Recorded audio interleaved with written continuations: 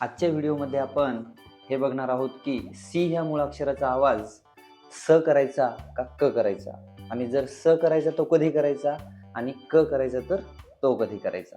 सोपं एकदम अशा 2-3 नियम आहेत जे आपल्या डोक्यात ठेवायचे.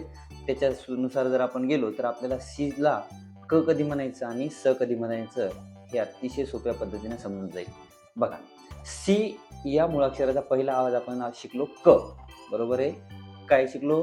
क. आता क कधी आवाज करायचा हे आधी समजून घेऊया. बघा, जर सी नंतर ए आलं, सी नंतर ऑ आलं आणि सी नंतर यू आलं तर सीचा आवाज आपल्याला करायचा आहे क. आता याचे 3 एक्झाम्पल बघा. CAT कॅट, बघा क आणि ॲ, बरोबर आहे, कॅट.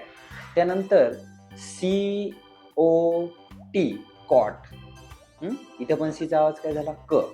त्यानंतर CUP आणि कप, या ठिकाणी सुद्धा सीचा आवाज आपण काय केला क केला. ठीक आहे.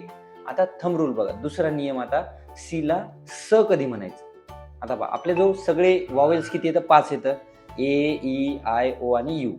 तर त्यापैकी 3 संपले, ए संपला, त्यानंतर ओ संपला आणि यू संपला. आता उरले ई आणि आय.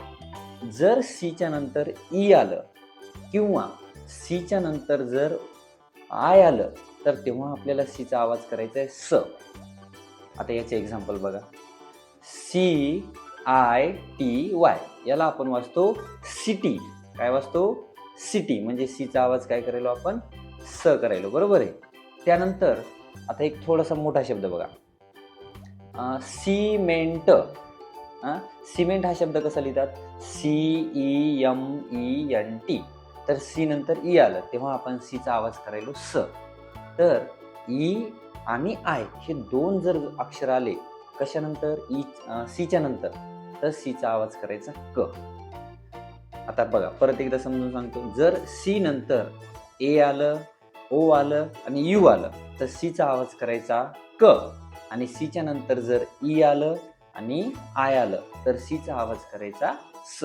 एवढं सोपं लक्षात ठेवायचं. इथपर्यंत समजलं सर्वांना? थँक्यू.